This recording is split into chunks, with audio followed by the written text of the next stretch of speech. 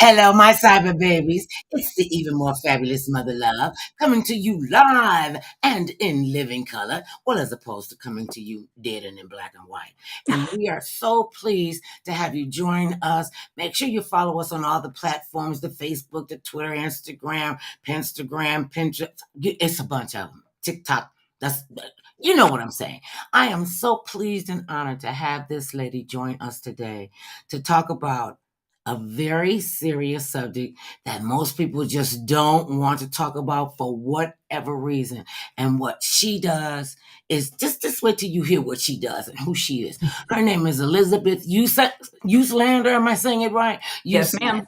She's an MSW, that's a Master of Social Work, MTS, and End of Life Care. She has done so many things. You're a social worker. Before we get into that, welcome to the program. Thank you for joining me.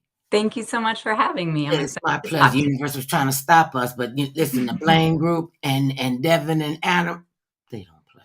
Yeah, they're We don't back amazing. down.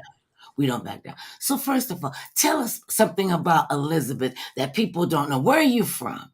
I'm from Washington, D.C., actually, even though I live in San Diego now. So I Uh-huh. made it all the way to the West. What brought you out to LA, out to the area from DC? Well, my family's originally from the West Coast, so I visited a bit when I was younger, and then I ended up at college here, and I fell in love with Southern California. How could you not? So I went back and gradually knew that I needed to be here, gradually made my way back here to settle down for our family. See, that is wonderful. So tell us how you met your husband, Bob.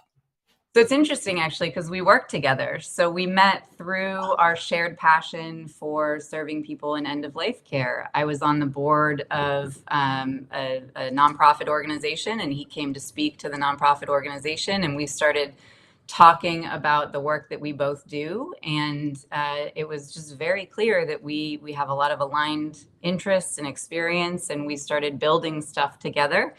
And 7 years later, here we are. How about that? Now, what made you want to be involved in palliative care and end of life?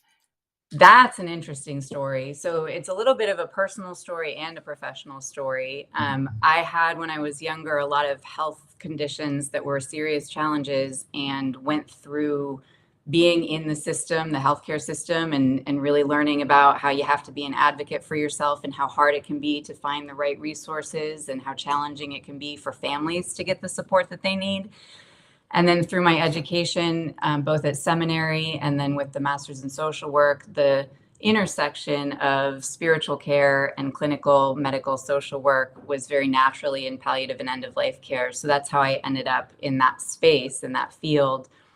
And then the combination of some personal losses that I experienced. My daughter's father passed away when she was 9, which was a tragic surprise. And my best friend died in 2018, which I was very grateful to be at bedside with her and her family in that transition. They shaped my understanding of what it is to be a loved one affected by a loss, and on a lot of different levels. And so my work became focused on ensuring that families had the care and support and understanding that they needed in order to support their loved one through their end of life journey, and also in order to support themselves in the end of life and grief journey afterwards. And so many people just don't want to have that conversation. So many people don't want to even learn how to navigate through it. It's a part of life. It's called end of life. It's the beginning of life. That's birth. It's the end of life. That's death. And the part in the middle, this is what you're working on. But especially in our community, and there are a lot of people who believe who act this way. Oh, I don't want to talk about that. I don't want to talk about dying because if I don't want to get a life insurance policy. Oh, when I'm dead, I'm dead. Okay, I don't want to worry about that. And if you say, well, this is what, just stop and let's talk about this. What do you want to do? And how do you want to be remembered and reminded of your spirit being on the planet? And then they just kind of glaze over. I don't want to talk about that now. Like they're going to live forever. They shouldn't even call it life insurance. They should call it death insurance because you're insured to die. And then That's your family, your people that you leave with you. And the, I have I have a lot of experience in what it is that you do, because people, they die all the time. And when I was a little girl, everybody came to my mother. She was like the doula in the community, and everybody came to her when somebody was sick, was going through that. And so being drugged by her, and no choice of mine, but being drugged by her to go and to sit with people at the end stages, let them know that you're there, that they're not going to go by themselves. And that became so critical and so important, because we're all going to take that journey. I know you think you're going to live forever. I get it. I thought that crazy talk too. And they don't want to talk to their younger people. What would you advise and say to parents and grandparents about approaching this grief, the grief counseling and the palliative care? Because it's going to come. And the hardest thing to do is to be there at the end of life with a child. Yeah, How do you talk to them about this? it's hard for some people to consider it. It's interesting, actually. When I started this work, my mom is a great example of someone who was really concerned about it. She didn't let us talk about my job at the dinner table on holidays. I was not allowed to communicate about what I was doing because it was upsetting to her. And then she started to explore the education that we offered the community and services and seminars. And she experienced a change where she went from being afraid of talking about it because of whatever it was that meant to her, to being interested in learning about it so that she could develop actually a healthy relationship with the idea that she eventually will be passing away. And so that she can prepare herself in a way that allows it to be a beautiful experience as opposed to a frightful struggle. And I think that the best advice is to find whatever doors in you can. Education is huge. Having people learn about what it really means to talk about it. A lot of people, I think if you talk about it, you're going to make it happen, which is a kind of silly thing that is actually very real. Elizabeth, that part. That's the part. That's so real. And it's important to honor that people really experience these things as true, and to help meet them where they are and find wherever they're open to exploring whatever it is. Sometimes it's spiritual ideas. Sometimes they had an experience that they're afraid that they don't want to go through, or that they're afraid they might experience themselves. And just looking for those gentle spaces where people are open to having a conversation, not necessarily directly to the point, but about their experience of life. Because like you said, an end of life journey is really about how you're living while you're also aware of the reality that you are dying. And ultimately, we all are. So I tell people this all the time. Don't take life serious. You're not coming out of this alive. Have as much fun. Put as much joy in your gotta life. play. Be around fun people. Get around kids. I'm not talking about like being a perv around kids. You have to preface that nowadays. We would have never thought about that. But to keep joy in your life, because and you never know when it's going to be. You just never know. I had several people that I know, who, my mother included, and my literary agent, and several other people, they said, I've lived on my own terms. I want to die on my own terms. My mother had a specific way that she wanted her passing to be joyous. And she said to me, I'm going to die in the spring. I said, Mama, what makes you think you're going to die in the spring? She said, baby, because I don't like the wintertime. Dead or alive, I'm not going to like the wintertime. And she died in the spring. She made her transition. And she said, listen, I'm not dying. My body has worn out. And that's what it is. My spirit and my soul, I will know by the universe how well I did, because people will remember me. And how do you forget your mother? Okay. My mother's been off the planet for a long time, and I'm still scared of her. Yeah, she's with you. I think that's also all the part of time. it. All Yeah. the time. And that's what you want to bring. Do you physically go to people, or do they physically come to you, like the funeral director? You go before them and you make the plans and everything. Tell people though first, Elizabeth, how important it is to have a plan for your end of life. So that's actually exactly what you're talking about, is if you're able to talk about it, if you're able to think about what it is that you would want to experience. Do you want to be in your home? Do you want to go through treatments, even if it's going to be really painful and challenging and diminish your quality of life, so that you have more time with your family or your loved ones or whatever it is that you want to be doing? Thinking about what you can imagine it to be so that you would be happy with the journey is really important. And then being able to talk to people about it, talking to your doctors about it, talking to your family members about it, so they know how to support you in achieving those goals and wishes. And so what we do is actually we start there. We have a lot of people come to Empowered Endings for conversations about the planning. They have some ideas and they want to talk to a doctor and a counselor about how they would put in place whatever they need to and how they would communicate with their families about it. And we help them with that. And then the people who are more sort of towards the end of the journey, who are wanting support and guidance and care as they're going through their end of life journey, we go to them, we go to their homes or wherever it is that they are, and we connect with them and understand them and who they are and what they really want and what they can do about it. So a lot of people have ideas that, it's hard to find the right resources, and we get really creative about making sure we bring in everything that they want and need. And the healthcare system offers some of that support too. Palliative care and hospice are part of the traditional healthcare model, but there are aspects of those things that are not available, that are necessary for some people. Like you said, your mom wants to die the way she lived. A lot of people want to go out the way they've been in, and doing it in an empowered way where they have the resources that they need, the support that they want, and having it done basically their way, and giving them the permission to choose what that way is and the support that they need to make it happen is what we do. And see, and that is why the service that you guys provide is so critical to our society. So here you are. How did you even get to that? I mean, did you wake up one day and say, Elizabeth, let me talk to myself? Self, I think I want to get into the grief counseling business. I Yeah. think I want to show how I can mesh those together with my spiritual cognitive skills. I mean, how did that just fall down in your lap? Or did Not you at just all like that. My life has been nothing like that. If my life has been like anything, it's been like waking up one day, looking around, kind of trying to figure out where I am and where that's taking me. So that's how I ended up here. I've actually worked in social services and education my whole career in a lot of different capacities, and I had no idea that I was going to end up in end of life care. It was through a fluke, actually. nah? I was well, Nope. Stop. exactly. Let me just check a sister right here.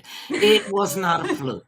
It was It was not a fluke. not a And fluke. you cannot say that to me. And you're a spiritual counselor. Nope. You got to go in there with that, because you know that was from the universe just forming you and molding you and like pushing. Look, I'm stuck together with bubblegum and duct tape, so I know what I'm talking about. And that is your assignment. That is, and we have to find it. When it fell in your lap, she called it a fluke. I'm gonna come up with an acronym for that. So But it was when it very got to your much lap, it was did you very know that much you know, or were you terrified at first? no, I knew exactly. So it was very much grace in the moment that I was led to in a way that I had no idea I would ever experience. And I remember the very first patient that I was serving, and the connection that I experienced in that, and the experience of walking with that gentleman and his family through his journey. It was actually right after my father-in-law had passed away, and so I was recently experiencing what it was to go through that as a family member, and all the dots just connected all of a sudden. And I heard myself say to myself, as you say, I heard myself say, like, this is it. This is what you're here to do. This is what you're doing. This is absolutely it. And then I said to myself, well, now just wait a second here. We've been doing this for exactly 1 hour. So maybe this is it, but maybe not. So let's not get too excited. And just every step of the way, it has been so clear. This is absolutely what I belong doing, and this is my calling. And to serve people in this space is something that, a lot of people ask me how I can possibly do it. It must be so hard. And it's actually one of the most life-giving, life-affirming experiences, because the people who are going through these journeys are alive before they pass, before they transition. They are connected, and their children and their loved ones are surrounding them, and they're experiencing their legacy, and they're at peace in a way because of the way we get to do it. So many people are really having a beautiful journey, and it really reinforces how powerful it can be when we are empowered, when we have agency, when we have dignity, when we have connection, and when we have the support and resources to make all of those things happen, whether it's at the end of life or anywhere before that. It can be magnificent, and it can be really life affirming. And so it continues to inspire me every day.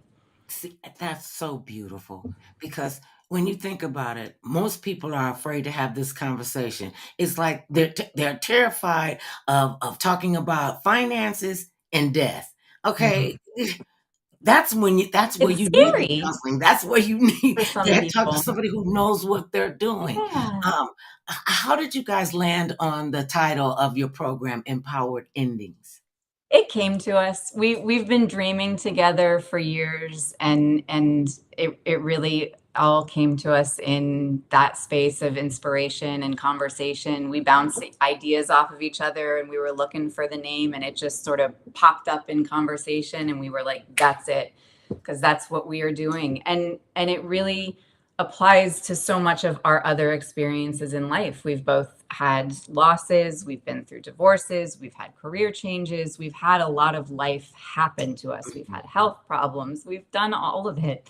And to recognize that through all of it, what we needed was that grace of empowerment, and that we can give that back by using whatever our expertise and experience, the wisdom of our shared experience and all the work that we're doing. That's what we want to do, is serve people in giving them what we knew we needed at the times that we needed it, and especially in those end of life and grief journeys. And when we think about end of life, most often we think about adults and senior citizens passing. Yeah, Is the dynamic different? Do you have to take a different path when it's a child, when for it's a sure. baby? For sure. So I don't personally have a ton of experience in pediatric Mhm, oncology or palliative care or end of life care. It is absolutely different on so many different mhm, levels, because when grandma's dying, everyone recognizes that it is that time. It may mhm, be very deeply sad, it may be very deeply hard, but there's something that feels more natural. mhm. When we lose children, or when someone like my first husband dies at a young age, Oh there's my. something about that doesn't feel natural. And it Mhm. can really add challenges to the journey and also to the life afterwards. See, this is just amazing that this is what you do and how you go forward with this. Can you walk us through a scenario? Okay, one of my friends. He was my dear friend. Mm. He had contracted a rare lung disease, and they Mm. told him, they said, uh, "We can get you a lung transplant. We can put you on the list." He says, "I don't want to be on the list. I don't want a lung transplant." And I'm like, "Why don't you want a lung transplant?" And he goes, "Because I live like I chose to live, and I'm going to die like I choose to die." Well, he was living in New York when he got diagnosed. The doctor said to him, and he went to all the specialists, all the everybody that would, and everybody told him the same thing: you can get a lung transplant. He was like, "Nope, nope, nope." So eventually, he had to move out here because the weather was too bad in New York. So he moves out here, and we go and see him, and he goes, well, he was here for like maybe a few months, and then his health was deteriorating, and he had to go to hospice. Okay, that was my first like actual hospice, experience. And then I got kind of jacked up on it because they said that you when you go to hospice, you have less than 3 months. That's like 90 days to be on the planet. Okay, and we would go down and visit him almost every weekend, and they tried to put him out of hospice care because Oh, he wouldn't die. And it was like, isn't that? he actually stayed there for like 3.5 years. And then Wow. they said, can y'all not come down here? Because we need the man is supposed to have been dead like 2.5 years ago. And the weekend we didn't go, he passed away that Monday. Interesting. Peacefully. Peacefully. And that's what he said. He said, I'm gonna die on my own terms. And that's what he did. And they said it, didn't haunt me, but I could feel the spirit around me. Yeah. When you're there and the spirit leaves them, are you actually there? Have you actually been there when they took their last breath? And when they do, can you still feel them? I've had a lot of personal experiences with that. And thank you for sharing that story with your friend. I think, it speaks a lot to what we're talking about. He declined treatment that he didn't want, and he wanted to experience the rest of his journey his own way. Hospice is really interesting. So you have to have a doctor, actually two doctors, give you a 6-month prognosis in order to qualify for hospice. And a lot of people receive hospice care and then start to get a little bit better because they've got nurses coming to their home, they've got health aides coming to their home and taking care of them. They're getting connected to people. Things are feeling a little bit more hopeful and better, and they've got medications to help support their comfort. So sometimes, because it's a Medicare regulated benefit, they have to revoke hospice if people don't continue to decline or stay within that 6-month prognosis. And so that's a tricky thing for the hospice staff and the patients and families to navigate when those things come up. And they do happen. They do happen. People have But to be prepared. How I know the age for adults is 18 years old. Yeah, right. I know some 38 years old that are not adults yet. Uh, how young can somebody be? If you want to, do you train other people to do what it is that you do? yeah, so what do you mean? How young can Yeah, somebody I do mean, this how work? young have you had somebody come to you and say, Elizabeth, I want to do this, As and will you help me do like this? a counselor in this Yes, space yes, and things like a like that? counselor, a grief counselor, palliative care.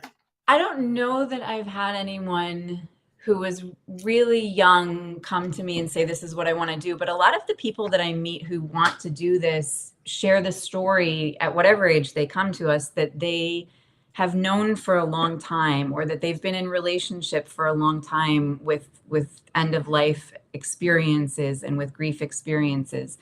My grandfather was a minister, and he, just like your mom, he dragged my dad around to people's homes as he ministered to them in their end of life journeys. And so from a young age, he had a really comfortable relationship with the natural process Mhm. of living and dying and what comes next and all of those kinds of things. And I think that there are some people who have at a young age some interesting experiences that connect them to it, or some impactful experiences that they have to move through that are really challenging and that allow them to grow through these challenging spaces, which are very delicate and dynamic.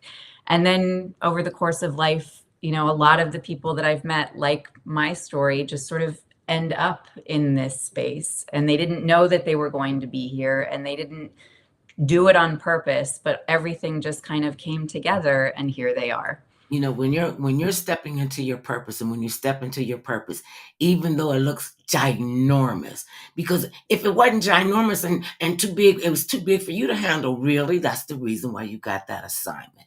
Yeah. And when you step into your purpose, the universe will just completely open up.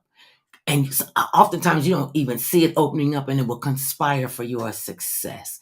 And your tools are going to be there. I remember when I got my assignment to do what I'm doing now, my Mhm. person was like, "Okay, God, I mean, I know you do know I'm the crazy one." Yes, baby, I know. And the universe speaks and answers you, like, so that you can understand. I didn't get a whole bunch of big words, even though I know a lot of them, like 12. And I was like, okay, well, how I'm gonna get? No, don't worry about that. Okay, well, what I'm gonna? Don't worry about that. Well, what will you? Don't worry about that. And Scripture says you cannot serve two masters. You cannot serve worry and the spirit. You can't. And I couldn't do it. I just couldn't do it. And I oftentimes when it opens up, I'm like, God, I know God got a sense of humor. a wonderful sense of humor. Laughter, your whole body gets massaged when you're laughing. And oftentimes people look at the end of life as like this tragic, drastic thing, even when you know that it's coming, like with your grandmother, your great grandmother, or your mother, or your father, and you know that they're coming. And they tell you, well, they got 6 months to live, and they want to try to cram as much of that 6 months in as they can, or they just sit around and they wait to leave. And I think that part is sad. My mother wanted to have a party. She wanted to have a celebration. She said, don't mourn my death, celebrate my life. And when I was growing up, I always wanted to be a mortician. I wanted to be the last one to let you down. Everybody be dying to come and see me. I know all the dead jokes. And because that's a necessary time for all of us to go through.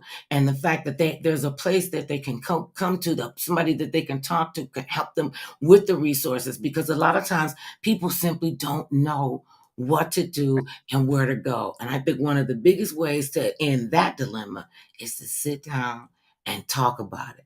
Sit down when nobody's dying. Sit down when nobody's sick. Sit down, over dinner or whatever it is that you're doing. Sit down and have that conversation. And yes, it could be scary, but have the conversation and it'll go a lot smoother. When she passed away, she made her transition. And she just dropped dead. One day I'm talking to her on Monday when I'm telling her I'm going to be on the First Prince of Bel-Air. The next day she had dropped dead. She always said she wasn't going to die before Jeopardy went off, too. As soon as Jeopardy went off and she got the last question, my sister said she just, for whatever reason, she just slid down and sat on the floor and crossed her legs and just had the biggest grin on her face. I'm telling you, if you had saw my mother in a casket, she was a smiling dead person. And she looked fabulous. This is what she has me to do. I did stand-up comedy for 15 years. She said, okay, baby, now this is what I want you to do at my funeral. I want you to get up there and talk to them people. And I want you to talk to them like you talk to them. I want you to be. I said, Mama, people don't do stand-up at no funeral. She said, well, that's whatever it is. I want you to get there and talk to them. And don't wear black. You look good in red. She passed away in the spring, and it was like a big burst of a garden. Everybody hung these bright, beautiful colors. I mean, and it was a celebration. Till people start getting filled full with alcohol, and when people die and they at the repast or they sit and shiver or wherever they are, and they start getting alcohol in them, all the secrets start coming out. That's one of my favorite parts of people dying. All the dirt is gonna come out. What do they have? Oh, this is another thing I think is kind of crazy. Kind of on task, but not. People that give deathbed confessions. Okay, now you kept that all your life. Okay, now you want to tell me that you are not Junior's father? Oh. See, and sometimes it can be fun. I want to go out and have this. This is how I'm going to go. I'm going to be like, Elizabeth, girl, let me tell you. That's going to be it. That's going to be That would be sweet. Wouldn't that be sweeter? Everybody's got a different idea of what it should look like. And that's part of the beauty of it is you have this idea about celebration and joy, and isn't that magnificent? And that's what you want to bring into your world. And some people want something totally different. They want something quiet and peaceful. And some people want something where they're trying to get like every last moment of life that they can. And that's the point, is everybody's journey is different. And it's important to be able to know what you want so that you can help build what you want, and then to get the people you need to help you create it. So now when you're creating, because I would go through our family when people passed away after, that was my assignment. And I'm not even the oldest child. I'm like the second one, the one they ignored. How did you end up with that assignment? Because I was awake half the time, and my mother would hear me wrestling in there because I would have thoughts going in. I was doodling down notes and what have you. And I don't know why people call you in the middle of the night and tell you that someone passed away. Don't call me in the middle of the night. They're going to be dead in the morning. Let me get a good night's sleep because it's going to hit me in the morning. Okay. You don't have to call it. Wake me up. Now I'm going to be fretting. I live 3,000 miles away from my family and my birth home, most of them. And we have family out here. But I'm like, nah, I got to get up in the middle. And you can't go back to sleep. So can you wait till 8 o'clock to call me? Call me at 8 o'clock in the morning. I'll be sure not to call you before the morning if I ever have any news for you. I promise. I think that's good. To me, that's just What? Don't do that because you're going to need all your energy, especially when it's somebody that's close to you.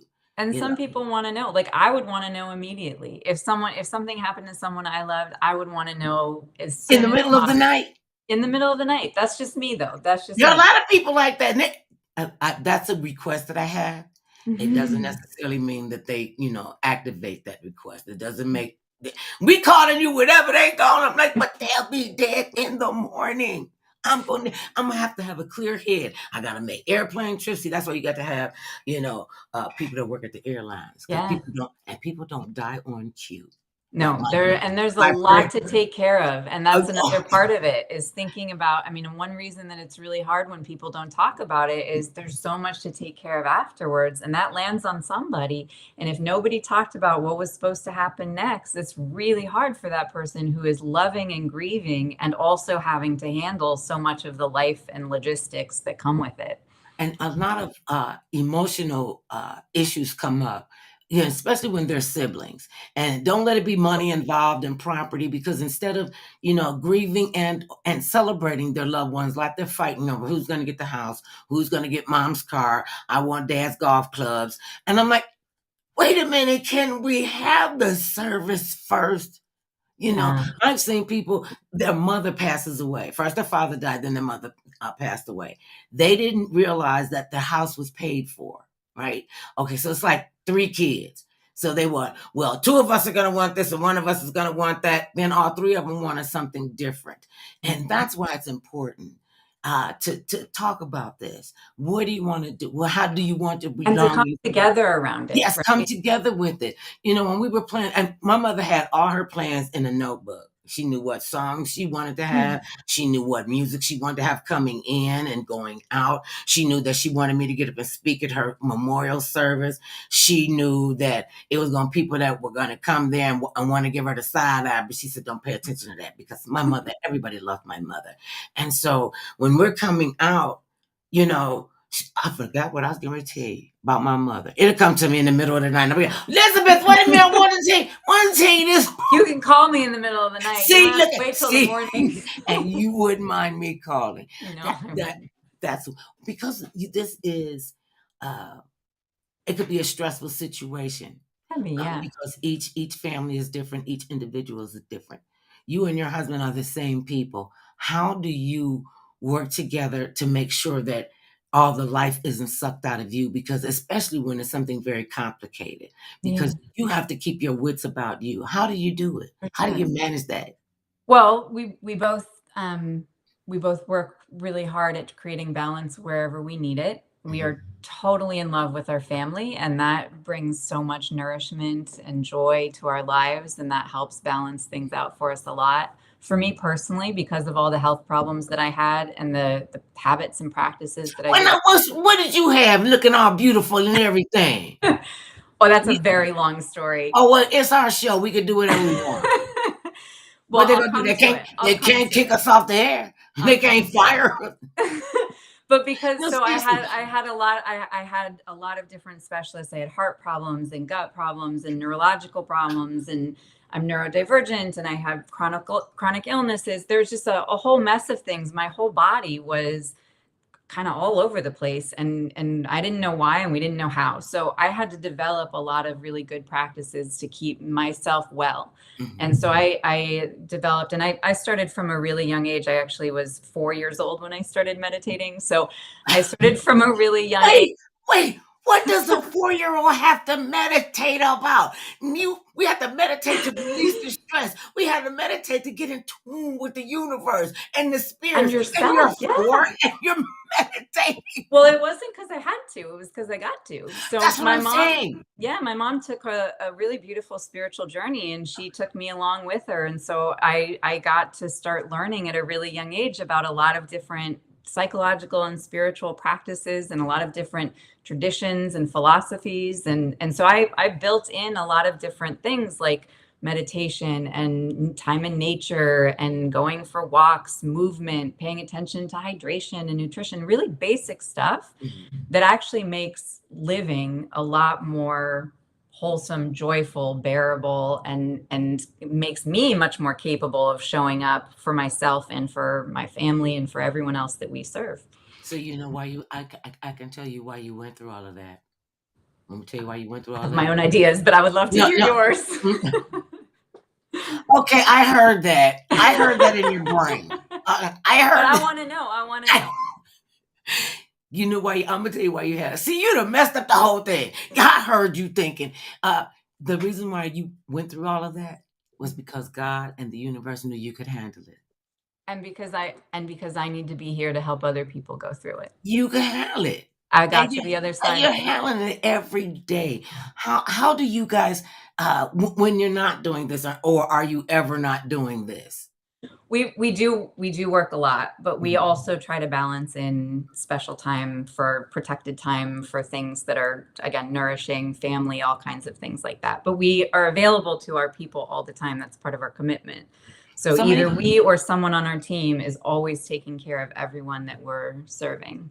Now tell us, like the who are the people that are on your team, and how do they get to come to the table with you with Empowered Endings? We have an incredible team. I could not begin to capture in words the magic that these people are in the world. And that somehow is also how they came to us. They are also those quote unquote flukes that just There she goes again with the flukes. right? They are those connections that are inspired. They are the things that are surprises, and they just become something really beautiful. So on our team, Bob is our doctor. He's the primary doctor. We have other doctors that work with us and support our patients, and especially when he's not available.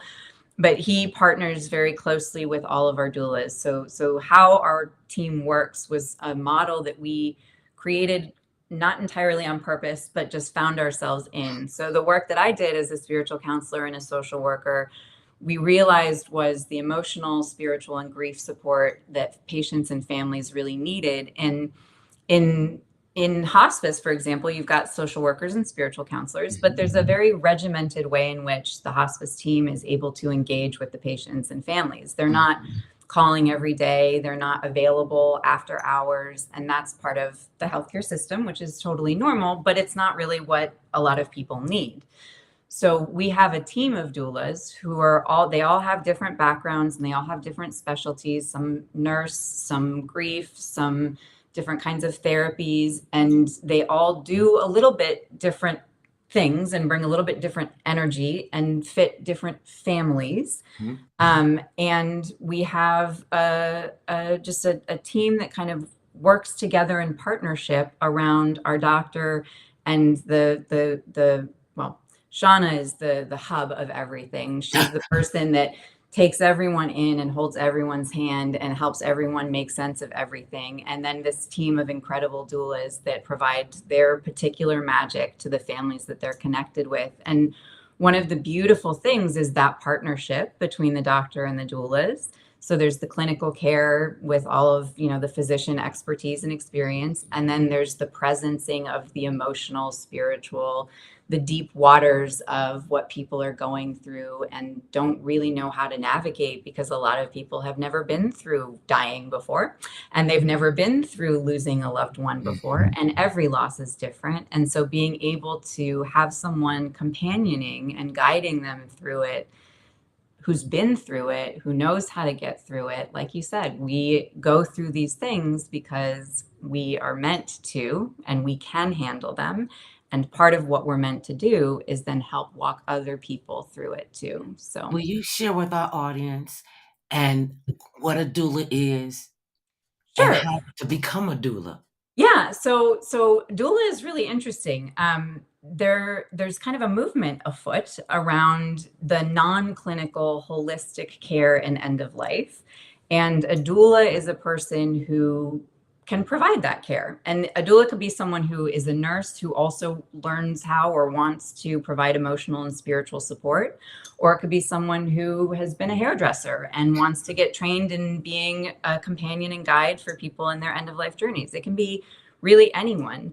The model is on the basis of the birthing movement, which happened many decades ago, where it used to be that birthing was about a doctor and a mother in a hospital having a baby, and it was a very clinical experience, and not even the family was allowed to be a part of it. Right. Mm-hmm. And then the family started to integrate into it, and doulas and midwives became part of the birthing experience for people who wanted something that was more emotionally and holistically supported. So now you've got birthing centers where people can go, and they still have doctors watching them to make sure that Mm-hmm. everything is in order. Mm-hmm. But their primary support is someone who is not very clinical, but really attuned to their goals and wishes and their needs, and helping to resource them in creating that. And the end of life journey can be equally supported and holistic through the marriage of the clinical care and the non-clinical care, and all of the gifts that we bring as human beings who have been through so much, and each of us who has a different kind of, again, training and background. So there are different doula trainings. There are a few different organizations where people can get trained. Conscious Dying Institute in Nelda. We're actually building the Empowered Endings Institute, where we will have doula trainings, and not just doula trainings, but also trainings for community members, the patients and family caregivers who are interested in learning about their journey and how they can plan it for themselves and what resources they can bring in. Doulas who are interested in learning the basics of how to be a doula, but also how to specialize in things like life enhancing care, the holistic therapies, how to specialize in things like end of life options, which are legal throughout the United States and internationally in different places. And the hospice and hospital staff, people who are already in this space but want to learn a little bit more about one thing or another. You might have a hospice nurse who's interested in learning about the spiritual and emotional impact of the end of life journey or an end of life option. You might have a hospice social worker who's really interested in some of the clinical conversations and the paperwork that need to be designed for people to have their wishes in order and things like that. So there are more and more organizations that are helping to support doulas in learning what it is that they need to know so that they can do it. But there's really nowhere yet in the traditional healthcare model where doulas can do what they do. The only place that they kind of fit in is as volunteers for hospice. And that's what we want to change. We want to change the whole model of end of life care. We want to change the paradigm shift in all of it so that the entire process is supported on every level. The whole human being gets the personalized and attuned care that they want and need, and all of the resources and support that allow them to, as you say, as you were talking earlier, kind of trust the process, live in that joyful space, experience the peace that they deserve, and have that really beautiful, empowered end of life experience. And know that it's okay to die peacefully. I was in a really bad car accident when I was 17. And the doctors called my mom and my grandmothers and all the praying women into the emergency room and said, you know what, we don't think she's going to make it through the night. If we do this, she's going to puncture a lung or her, whatever. And he said, well, if you have a pastor or a minister, have them come down. And my mother turned around and I saw this and she said, there's no way you could have saw this. There was no way. And I saw her turn around to the doctor. She never took her hands off of me. And she said, oh, you don't understand. This Ooh, is I just got God's child. chills. And she turned, and that was it. That was it. So my mentality is, okay, you better do as much good as you can, because you know you living on house money, you living on borrowed time. And that's what made me not be afraid of dying. I mean, because it's like saying, well, I'm afraid of being born. Really? Yeah. What do you think that big fear is? I think that's a really Look good on question. your face. I think Lord. a lot of people have different manifestations of it, but I think ultimately it's the fear of being separated from something that feels really important to them. And I think that one of the things you asked earlier about, having been at bedside with people who are transitioning and the sort of spiritual experiences, I've had some really interesting ones. But one of the things that is an observation that I've had made. So this is not like data tested or evidence based in any way. This is just my opinion based on my experience. It seems really consistent that people who have a clarity about who they are and where they're going have a much faster and gentler journey. So the people I've been at bedside with who knew, for example, there was a woman that I supported who had had a near-death experience when she was a young child, and she knew exactly where she was going and exactly what it was going to be like. And she was delighted about it because she knew it was going to be beautiful, just as you're describing. There was no fear. She had total clarity and very unexpectedly died very quickly, even though it looked like she could have gone on for a much longer time. But it was almost as if she willed herself there because she was excited to be there, which sounds kind of crazy, but No, I think no, the no, it clarity is doesn't. part of it. No, it does not sound crazy. Well, maybe. I just thought about that. That's why people think I'm crazy because I'm We can be crazy together, but okay. So now there's our scientific data on that. You agree? You tell me I agree.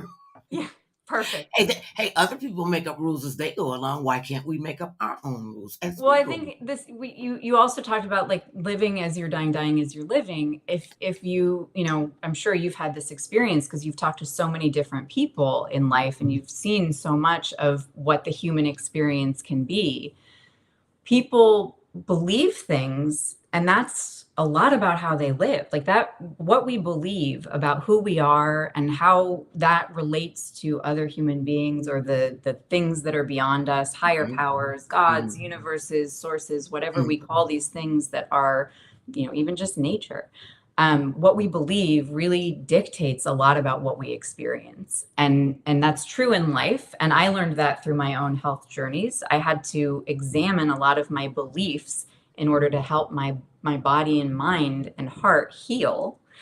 And that is also what I think makes me think that it's possible, it's true in the end of life journey and in the death and dying transitions, because it makes sense that if it's true in life, it would be true in death. And because what I've seen suggests that if you believe something very clearly, it is part of what will happen. It is part of what you create in some way. And it's a way that we can't ever totally understand. We've got a lot of guides, Mhm. lots of books, lots, you know, there are lots of different traditions and religions that teach us a lot of things about what a lot of people have seen and understood, but we can't really know until we go through it. And who knows what that's going to be like See, that's ultimately. why it's called faith. That's Right. why, because faith is seeing something that you don't see, but you believe that it's there. It's like when people say, naysayers, "Oh, well, I can't get this job, or I can't find a husband, I can't find a wife."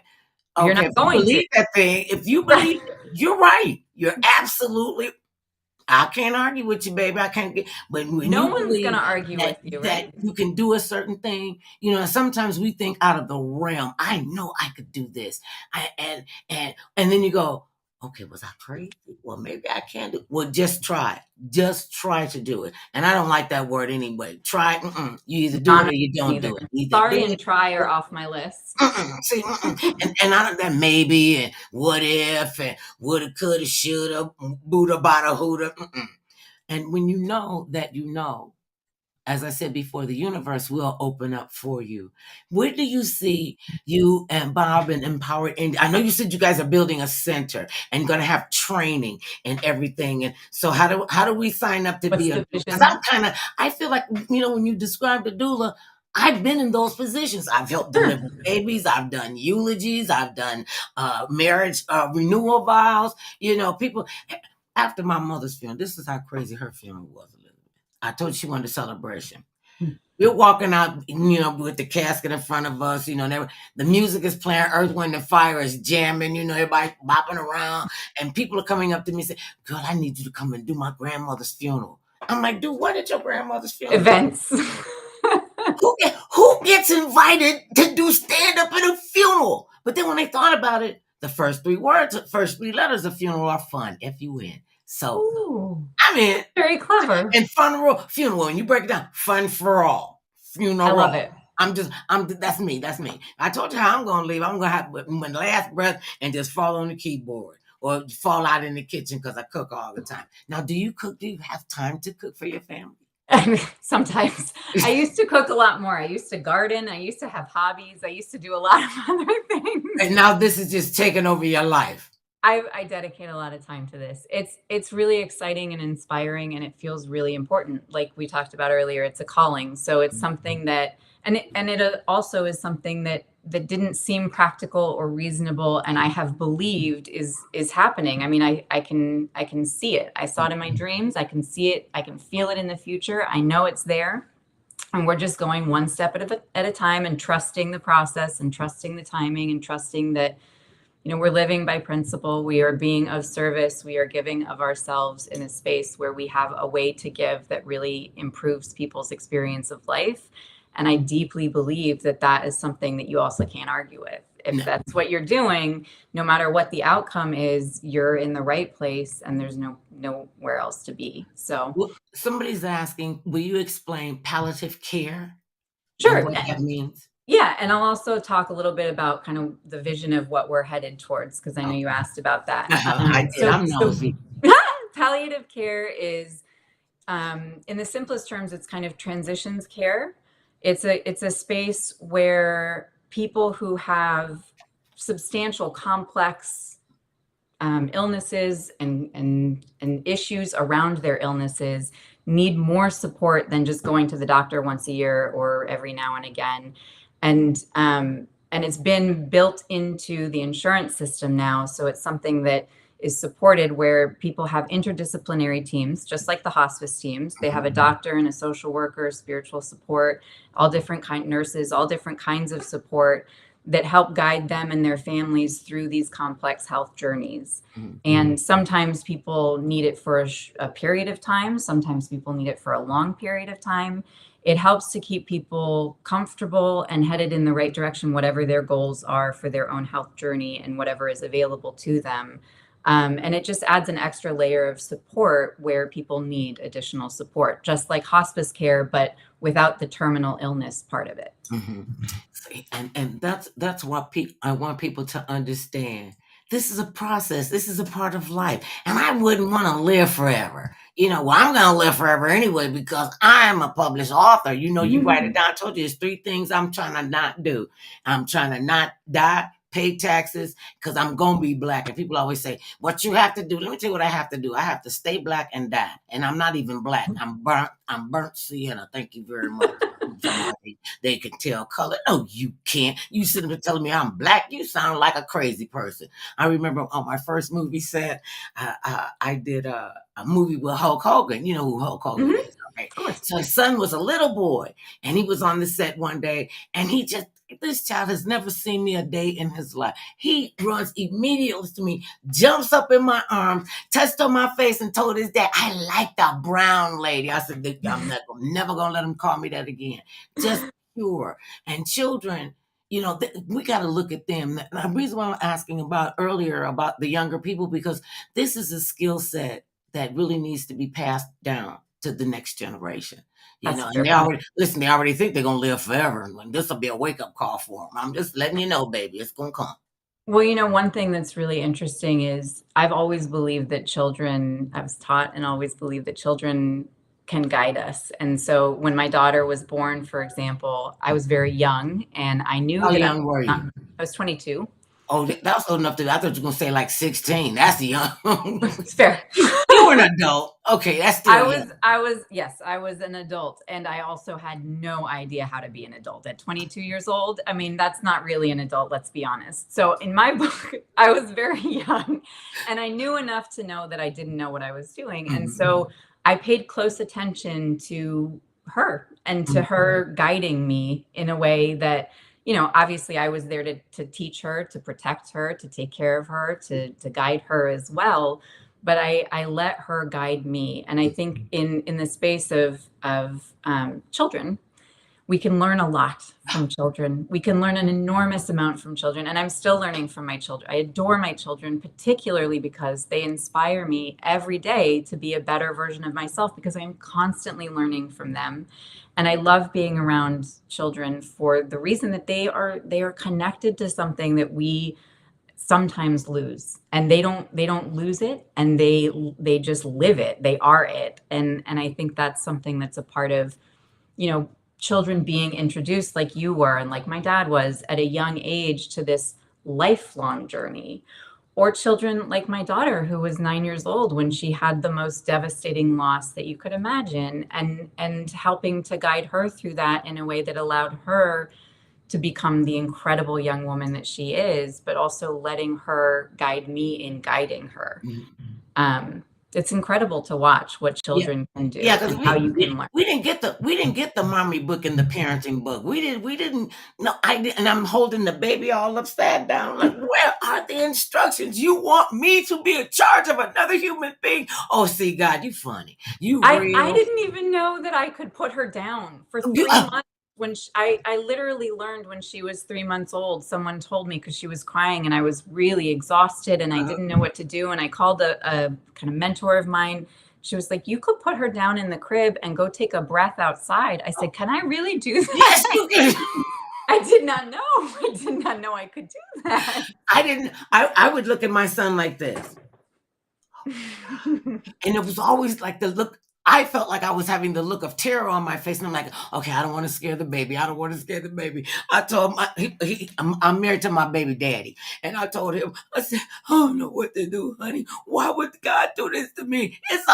He said, it's gonna be all right. It's a miracle. It It's the truly most is a incredible miracle. gift. It is the best thing I ever did in my whole entire life was bring this young person, this human being on the planet, and he's procreated. He has 4 children, and they're teenagers. And teenagers will make you understand why some species eat their young.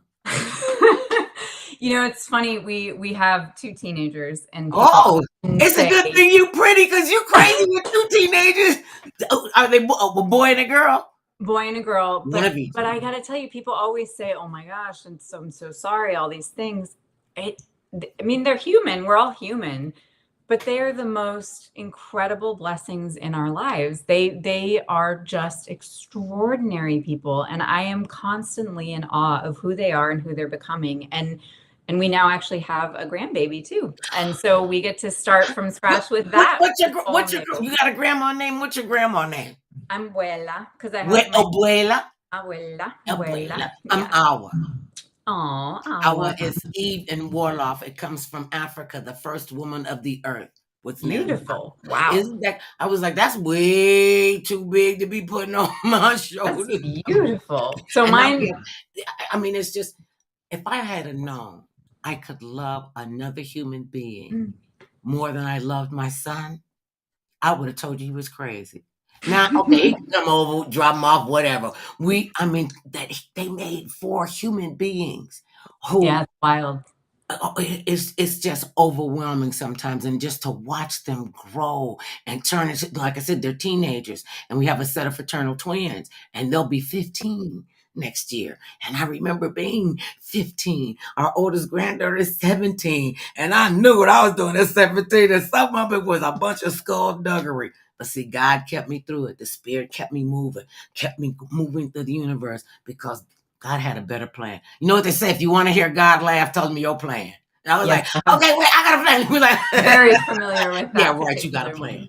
Okay, no, I love the way so my grandma named Buela also comes from my Spanish Basque background, and I love the way there's something about the sort of ancestral mantle that we take on when we keep the generations going. And I love the way that your a grandmother name also brings that to you. And there's something about embodying that and becoming it in a way that maybe you couldn't before. I do. When they were little, children have no filter. Kids have Great. zero filter. Our elders have zero filter. Oof. Little kids don't know what the filter is, and they're just, Mommy, why they got that big knot on their head? Baby, no, baby. I got to go to the bathroom. I got to do. We're in church. I was like, Lord Jesus, just kill me under the pew. Just kill me under the pew. And see, when you're a grandparent, you can't be embarrassed with kids. You don't know where they're gonna go off on their filter. How's your grandbaby? How old? So he was born in June Oh, that's a new 26th. baby. So He's, he's new, oh, and you he's gotta coming to see some new visit baby in smell. a couple There's weeks. nothing So like the he's smell of a little. new baby. Okay, Yeah. except for that poop. Because sometimes they poop like a grown up. And I'm like, oh, just wait. Pace yourself, baby. When you see your life and your turn is over, Yeah. and you're making your transition, what do you want people to remember you? How do you want them to remember Elizabeth. It's interesting. It's kind of hard for me to see that far because I'm so focused on the kind of near future and everything that we're building. And so I know that that is part of it. I know that what we are building now, the medical practice that we have, the institute that we're building, the foundation that we have and are developing, and all of the other ways that we're supporting this space, I know that that's a huge part of what I want to be remembered for, not just because it's something cool that I got to do, but because for me, it captures so much of who I am. Like advocating for people who are in a space where they don't know what they're doing, just like I didn't. And connecting all of the dots in my own health journey and my own professional journey and my own personal journey, and creating a business model that supports not just the people that we're serving, but the people who work with us so that their humanity is a part of it. I like what you And said. I like what you said. I didn't mean to cut you off when you said the people that we work with, not the people that work for us, oh, for because sure. it's a team effort. You've For heard them sure. It's all about partnership. It's Everything that all we do, about we partner with our patients, we partner with their families, we partner with their doctors, we partner with each other, we partner with our kids in our And now you family. can partner with Mother Love when you need an outlet to get the information out again. It has been such a joy to have you on Thank the program. you. Finally, I'm not going to even tell them. I thought I was going to have to drop a dragnet around to find her. I'm like, you talk about this woman is Thank you for busy than your a one-arm persistence. welder. And we are just so pleased to have finally had the The opportunity. joy. Please know that you are always welcome here. And I want to thank the Blaine Group, Devin and Adam, for making sure we got this connection. Always know Thank you we are so here. much. It is my pleasure. Give my regards to Bob, and just know they were right here because I'm going to take the doula training. Maybe I have to wait till you build yours. Do definitely Yeah, I call will. me. We'll I set will. you up. With the kiss. All right, my dear. Peace and blessings to you. It's been a joy. Thank you so much. So much.